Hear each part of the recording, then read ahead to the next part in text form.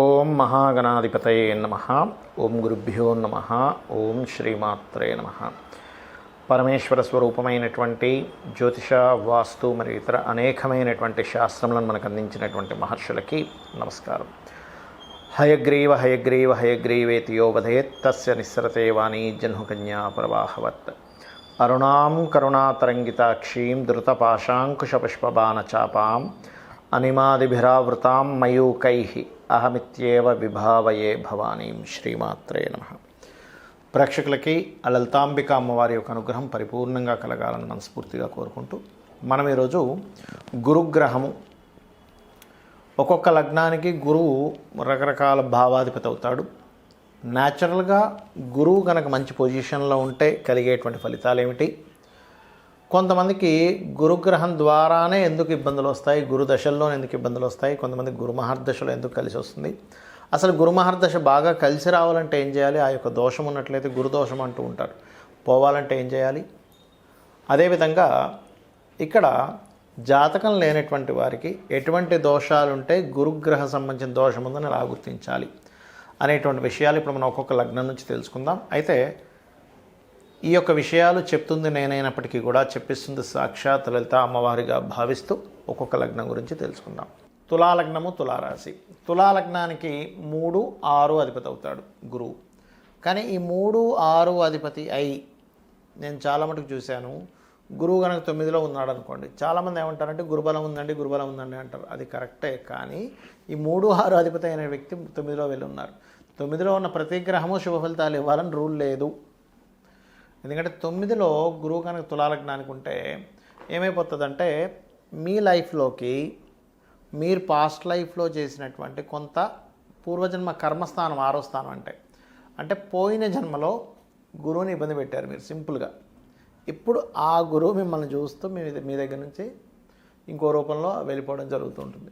ఏమంటే మరి సొసైటీలో ఫ్రాడ్ వాళ్ళు ఉంటారు, ఫ్రాడ్ వాళ్ళు చేసేదంతా కూడా వీళ్ళు పూర్వజన్మ చేసిన కర్మేనా అంటే అందులో కొంతవరకు వాళ్ళు కర్మను తెచ్చుకుంటున్నారు ఫ్రాడ్ చేసి, కొంతవరకు వీళ్ళు కర్మని అయిపోతుంది వీళ్ళకంటే పూర్వజంలో చేసినటువంటి కర్మను వీళ్ళు అక్కడ అనుభవిస్తున్నారు. రెండూ అనుకోవాలి. వాళ్ళు వాంటెడ్లీ ఫ్రాడ్ చేసే వాళ్ళకు కూడా కర్మ ఉంటుంది, ఎక్కడికి తప్పించుకోదు. గుర్తుపెట్టుకోండి, ఇక్కడ లక్కు అనలక్కు కాదు, కర్మే. మీరు ఏ కర్మ చేశారు, పూర్వజన్మలో ఇబ్బంది పెట్టారా, అందుకే మన వేదంలో చాలా స్పష్టంగా ఉంటుంది, పరోపకారం పుణ్యం, పరపీడనం పాపం. అంతే, లక్కు అనలక్కు కాదు. పుణ్యమా పాపమా, పుణ్యం చేశారు కలిసి వస్తుంది, దాన్ని లక్కు అనుకుంటున్నాం, పాపం చేసాం పోతుంది దరిద్రం అనుకుంటున్నాం, అంతే. ఇక్కడ ఏంటంటే మరి మీ లగ్నానికి తృతీయ షష్టమాధిపతి అయ్యాడు. ఉదాహరణకి ఇదే గురువు పాడైపోయాడు, ఇంకా భయంకరంగా పాపగ్రహాలతో ఉన్నాడు, అప్పుడు కలిగే ఫలితాలు ఏమిటంటే మీరు మధ్యవర్తిత్వంగా వెళ్తారు. వెళ్ళే వరకు అప్పు కావాలంటే మీరు సంతకం పెట్టి ఇరుక్కుంటారు. పొరపాటును కూడా ఈ పని చేయకండి తులాలగ్నం వాళ్ళు. అలాగే ఎక్కువ పాడయ్యాడు, కుజుడు కూడా పాడయ్యాడు జన్మజాతకంలో. 3వ స్థానాధిపతి ప్లస్ కుజుడు గురువు అంటే 3వ స్థానాధిపతి అవుతాడు గురువు. అప్పుడు ఏమవుతుంది, అన్నదమ్ముల వల్లే కోర్టు కేసెస్ అనుభవిస్తారు వీళ్ళు.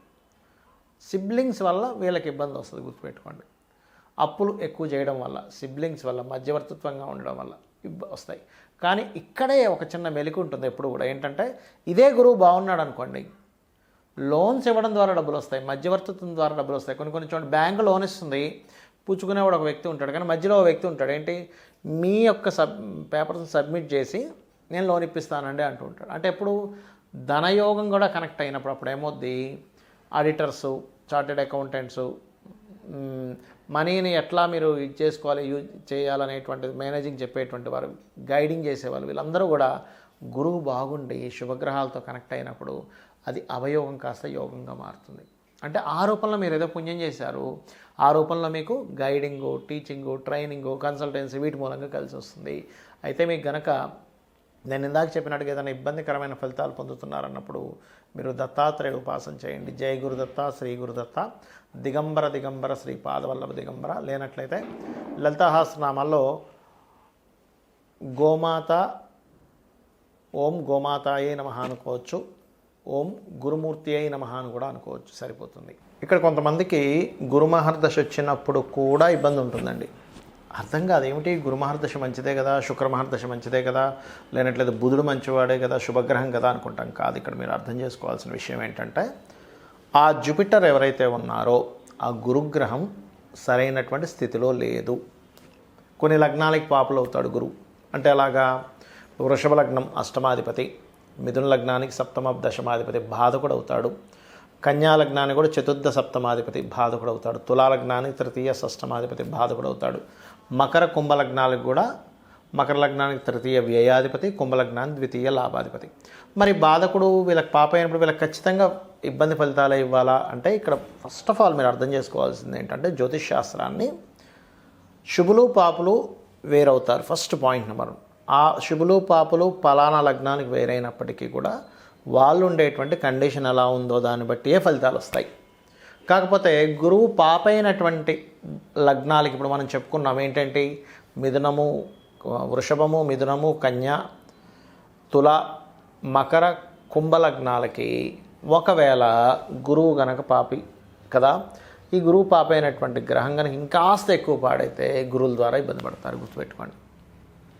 అలా కాకుండా ఆ పాపత్వం పోయి శుభత్వంగా కూడా మారుతుంది. ఎలా అంటే చిన్న ఎగ్జాంపుల్ చెప్తా చూడండి. ఇప్పుడు లగ్నానికి శుభులు పాపులు అని మనం చెప్పుకున్నాం కదా, అంటే ఏంటి లగ్నానికి ఎవరు శుభులు ఎవరు పాపులు అనేటువంటిది ఉంటుంది. ఇక్కడ ఒక కాన్సెప్ట్ ఏంటంటే శుభగ్రహాలు ఖచ్చితంగా శుభ ఫలితాలు ఇవ్వాలని లేదు, పాపగ్రహాలు ఖచ్చితంగా పాప ఫలితాలు ఇవ్వాలని లేదు. మీకు ఉండేటువంటి జాతచక్రంలో ఉండేటువంటి కాంబినేషన్స్ బట్టి మారిపోతాయి. ఇది ఫస్ట్ గుర్తుపెట్టుకోవాలి. రెండవది ఏంటంటే ఈ శుభులు పాపులు పిఏసి అంటే ప్లేస్మెంట్, ఆస్పెక్ట్ అండ్ కంజంక్షన్, దీనివల్ల మార్పులు వస్తూ ఉంటాయి. ఇక్కడ ఏంటంటే మీకు గురుగ్రహం సహజ పాపి అయి పాప సంబంధంగా ఉన్నప్పుడు కలిగేటువంటి ఫలితాలు మరింత ఎక్కువగా ఉంటుంది ఇబ్బంది. ఆ లగ్నాలకి శుభులై అంటే ఉదాహరణకి మేషము భాగ్యాధిపతి వ్యయాధిపతి, కర్కాటకము ఉంది, కర్కాటకానికి ఏంటి షష్టమ భాగ్యాధిపతి, అదేవిధంగా సింహానికి పంచమ అష్టమాధిపతి, వృశ్చికానికి ద్వితీయ పంచమాధిపతి. ఈ రకంగా ఏంటంటే మేషలగ్న ఇట్లా ఏంటంటే ఒక్కొక్కటి ధనుర్లగ్నానికి లగ్న చతుర్థాధిపతి, మీనానికి లగ్న దశమాధిపతి. ఈ గ్రహము శుభుడైతే శుభ సంబంధించిన వాటిల్లో ఉంటే మంచి ఫలితాలు ఇస్తాడు. అంటే చిన్న ఎగ్జాంపుల్ ఎలా అంటే ఇప్పుడు మన పిల్లవాడే ఉదాహరణకి మన ఇంట్లో అంటే మీ ఇంట్లో పుట్టినటువంటి పిల్లవాడే లేదా పాప కావచ్చు బాబు కావచ్చు, మీ సొంత బిడ్డే మీకు ఎప్పుడు అన్యాయం చేయకూడదు.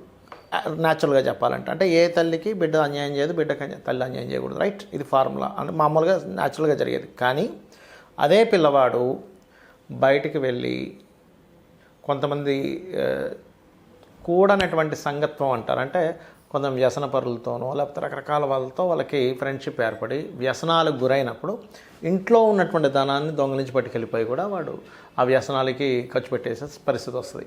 కొత్తగా దొంగ ఏం రాక్కర్లే మీ ఇంట్లో పిల్లవాడే దొంగలాగా వెళ్ళిపోతాడు. లేదా కొన్ని సినిమాలు చూపిస్తుంటారు చూడండి, సొంత భర్తే బాగా వ్యసనానికి గురైపోయి ఇంట్లో ఉన్నవన్నీ తీసుకెళ్ళి అమ్మేసుకుని తాగేస్తుంటాడు. అంటే ఏమిటి, మీ పర్సనే మీ లగ్నానికి శుభుడే కానీ పాప అయ్యాడు.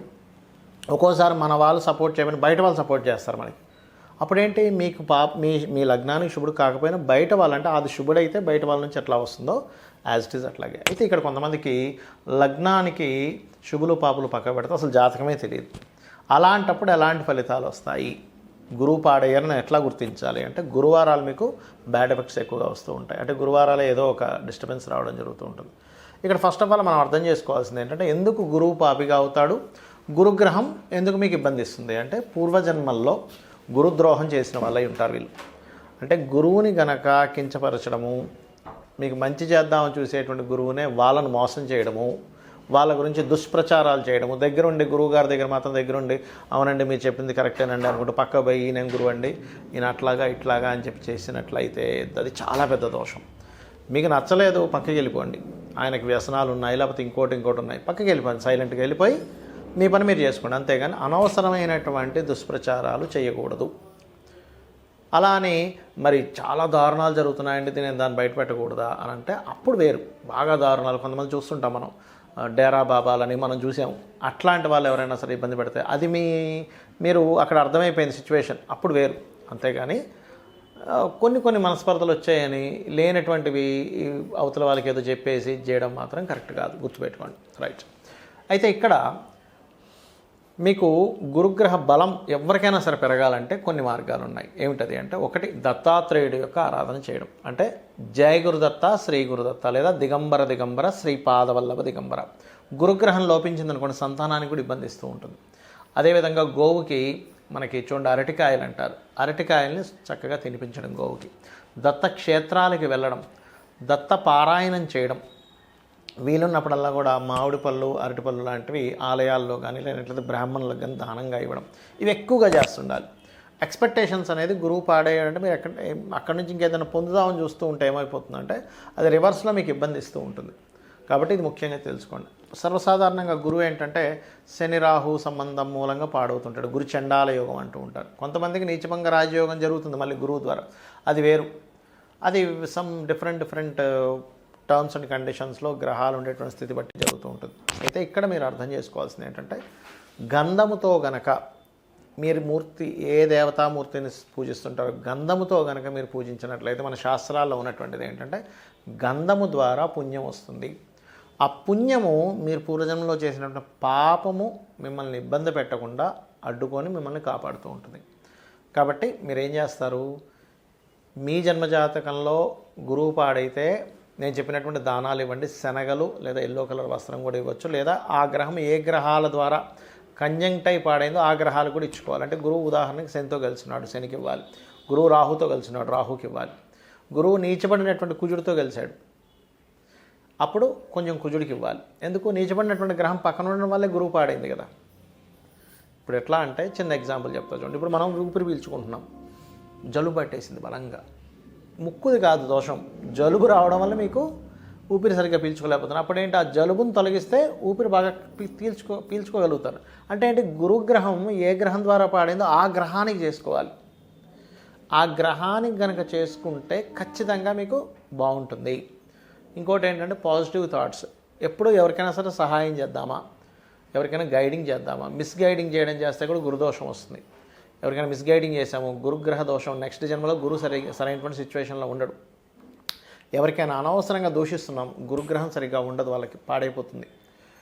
ధర్మకార్యాలన్నీ పక్కన పెట్టి ఎంతసేపు అధర్మ సంబంధించిన వాడు ఇది చేస్తున్నాం, గురుగ్రహము ఇబ్బందిస్తూ ఉంటుంది వాళ్ళకి. సో ఇవి మీరు గుర్తుపెట్టుకోండి, నేను చెప్పినటువంటి పరిహారాలు చేసుకోండి. ఖచ్చితంగా అమ్మవారి అనుగ్రహము, ఆ దత్తాత్రేయుడి యొక్క అనుగ్రహం ఉండాలి. గురుగ్రహం బాగుండాలంటే గురువు అనుగ్రహం చాలా గొప్పదండి. ఎందుకంటే మీకు గనక గురువు సరైన గురువు మీకు కలిసి ఆయన మీ మీద కనుక కరుణించినట్లయితే మీ పూర్వజన్మ కర్మలు చాలా తొలగిపోతాయి కూడా. కాబట్టి జై గురుదత్త, శ్రీ గురుదత్త.